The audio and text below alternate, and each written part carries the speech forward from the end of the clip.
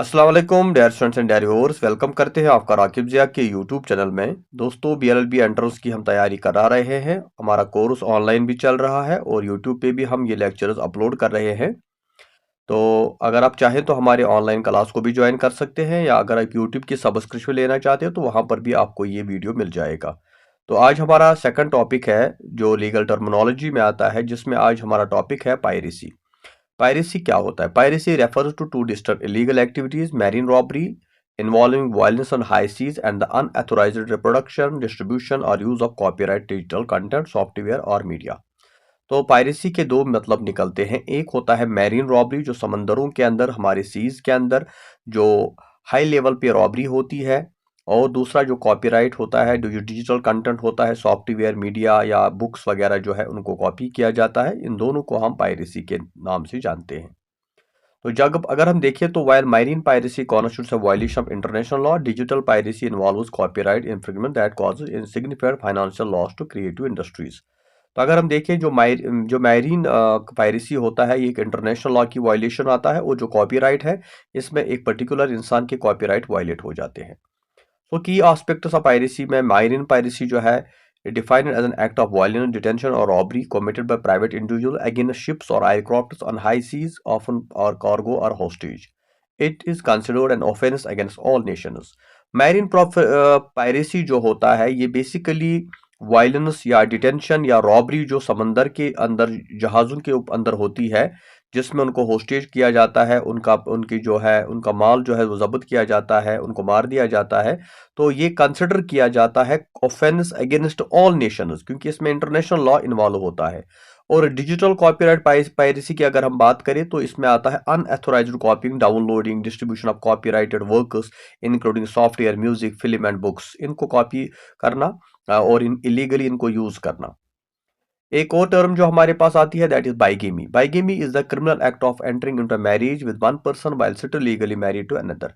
जब एक इंसान शादी करता है तो एक इंसान की जो शादी होती है हिंदू मैरिज लॉ के अंदर या अंडर इंडियन पिनल लॉ जो है हमारा आईपीसी, या जिसको आजकल हम बीएनएस भी कहते हैं, उसमें सेक्शन 494 या 495 में कहा जाता है कि आप दूसरी शादी नहीं कर सकते जब पहली बीवी जिंदा हो या उसके साथ डिवोर्स ना हुआ हो। तो अगर ऐसा किसी ने किया तो उसको 7 से 10 साल तक सजा हो सकती है।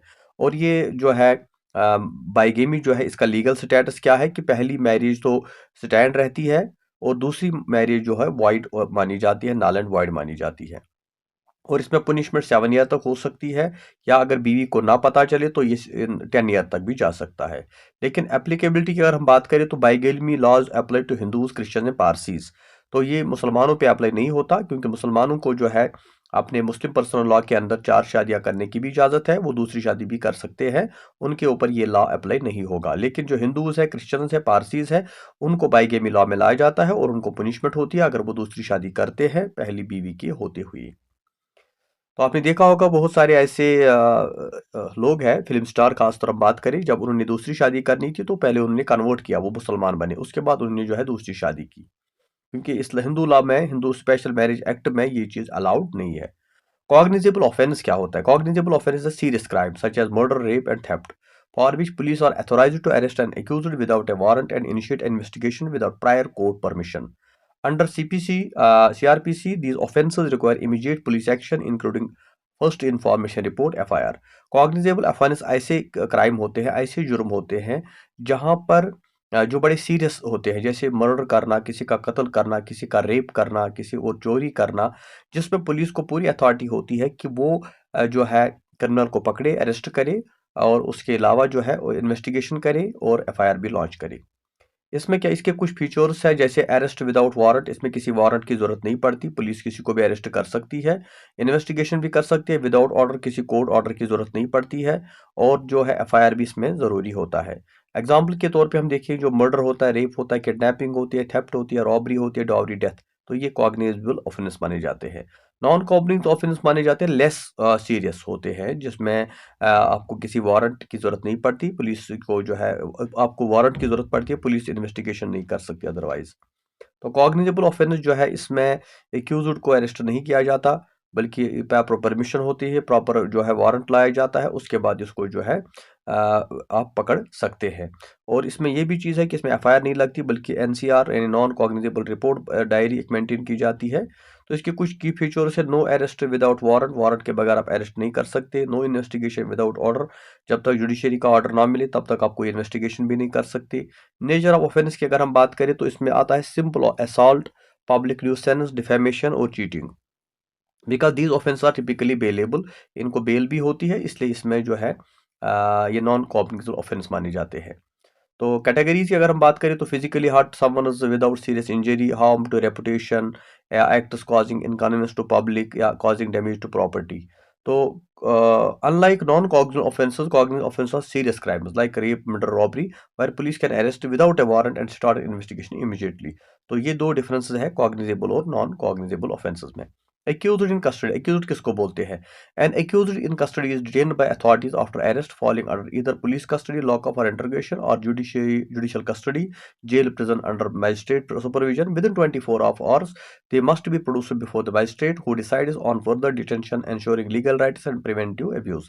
एक्यूज्ड हम उसको बोलते हैं जिसको अरेस्ट किया जाता है, डिटेन किया जाता है, जिसको जेल के अंदर बंद रखा जाता है, और 24 घंटे के अंदर अंदर उसको मजिस्ट्रेट के पास लाना पड़ता है, जहां पर डिसाइड किया जाता है कि उसके साथ क्या होगा, उसको उसके आगे वाली कार्रवाई क्या होगी।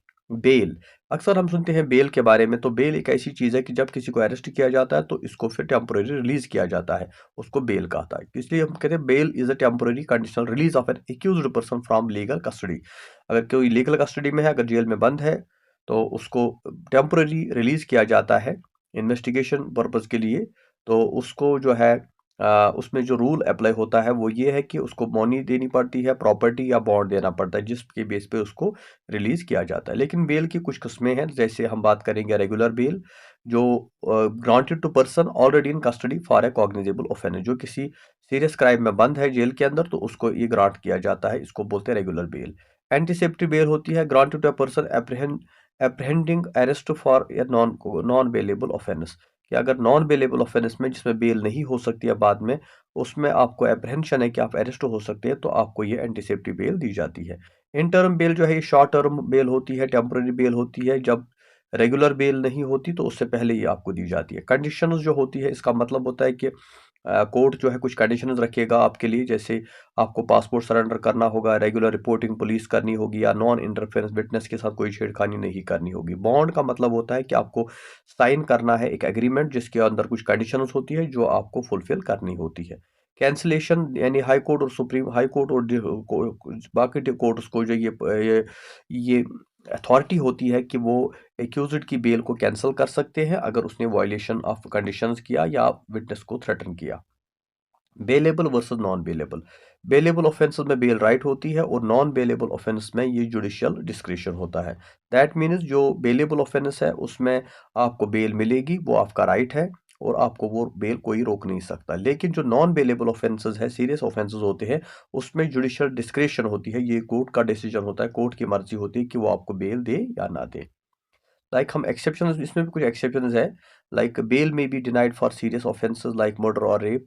रेप और मर्डर के केसेस में बेल डिनाई की जाती है, specially if it compromise the investigation, खासतौर से तब जब इसमें इन्वेस्टिगेशन कंप्रोमाइज हो जाती है।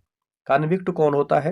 कन्विक्ट उस इंसान को कहा जाता है, is an individual officially found guilty, जो ऑफिशियली कोर्ट की तरफ से गिल्टी पाया जाता है, उसने कोई क्राइम किया होता है, और उसको फिर सेंटेंस दिया जाता है, उसको सजा दी जाती है।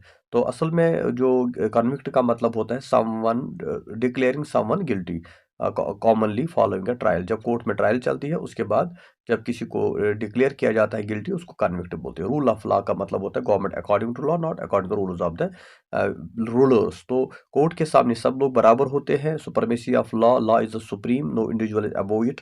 तो कोर्ट के अंदर रूल ऑफ लॉ चलता है, लॉ सुप्रीम माना जाता है किसी की, और कोई भी बड़ा इंसान कोई भी लॉ से बड़ा नहीं होता। इक्वलिटी बिफोर लॉ होता है, that means all persons are treated equally under the law regardless of statue, ये जो status.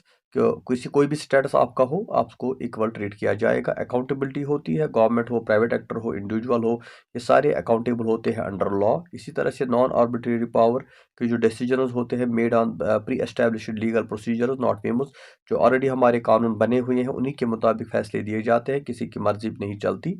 Just open and fair procedure के laws are public, clear, stable and enforced by independent established judiciary. कि laws जो हमारे यहाँ है वो clear होते हैं और उसमें जुडिशरी को पूरी ये इंडिपेंडेंट होती है कि वो उनका अप्लाई करें।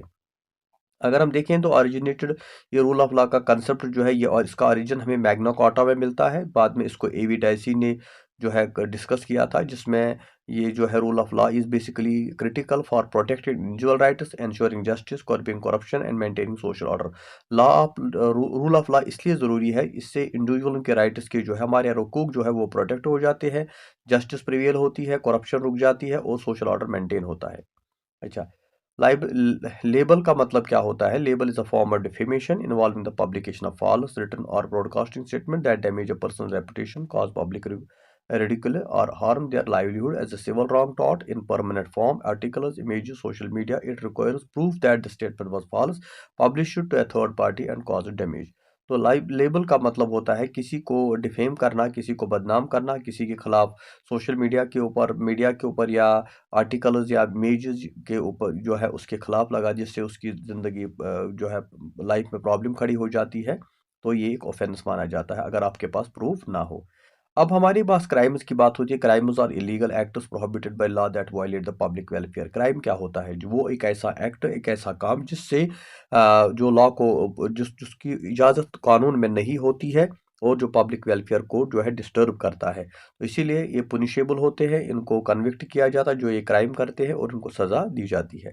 क्राइम्स की कुछ किस्में हैं, लाइक क्राइम अगेंस्ट पर्सन, किसी इंसान के खिलाफ क्राइम करना, जैसे कि मर्डर, रेप या असॉल्ट या रॉबरी। इसी तरह से क्राइम अगेंस्ट प्रॉपर्टी, किसी प्रॉपर्टी को डिस्ट्रॉय कर देना, गाड़ी चुरा लेना, ना आग लगा देना या चोरी करना। इसी तरह वाइट कॉलर क्राइम में फाइनेंशियल क्राइम्स आते हैं, मनी लॉन्ड्रिंग आती है, इनसाइड ट्रेडिंग आती है, मिसयूज आता है, फ्रॉड आती है। ये सारे नॉन वायलेंट होते हैं, इसमें कोई लड़ाई झगड़ा नहीं होता, लेकिन फाइनेंशियल क्राइम होते हैं। पब्लिक ऑर्डर क्राइम यानी आप सोशल लाइफ को डिस्टर्ब करते हैं, लाइक पब्लिक इंटॉक्सिकेशन, गैम्बलिंग, खुलेआम शराब पीना, जुआ खेलना, प्रोस्टिट्यूशन करना, गलत काम करना, बेहयाई आम करना, ये पब्लिक ऑर्डर क्राइम कहलाता है। साइबर क्राइम की अगर हम बात करें तो कंप्यूटर नेटवर्क का यूज़ करके ऑनलाइन फ्रॉड होती है, ऑनलाइन जो है आजकल केसेस होते हैं, किसी का अकाउंट खाली किया जाता है, ये साइबर क्राइम कहलाते हैं। इसी तरह स्ट्रेटजी क्राइम में जो हमारे कानून बने हुए हैं उनके खिलाफ काम करना, वैसे अंडर एज कोई बच्चा है वो ड्राइविंग कर रहा है या ड्राइविंग कर रहा है under drinking drinking drinking influence के अंदर, तो ये चीज़ें सारी जो है ये डिफरेंट टाइप्स ऑफ क्राइम्स है, जो हम इंशाल्लाह कल आगे हमारा थर्ड लेक्चर भी आएगा, उसको भी आप जल्दी में देखिएगा। बाकी जो अपने हमारे पॉलिटी के, हिस्ट्री के या करंट अफेयर्स के टॉपिक्स है, एमसीक्यूज है, वो भी हमने वीडियो ऑलरेडी डाले हैं यूट्यूब पे, लेकिन उसके लिए आपको सब्सक्रिप्शन लेना पड़ेगा या आपको ऑनलाइन हमारे कोर्स को ज्वाइन करना होगा। बाकी जिसको भी स्टडी मटेरियल चाहिए वो व्हाट्सएप पे हमें मैसेज करें, इंशाल्लाह हम उनको वो स्टडी मटेरियल वहाँ पे प्रोवाइड करेंगे। Thank you very much. खुदा हाफिज़।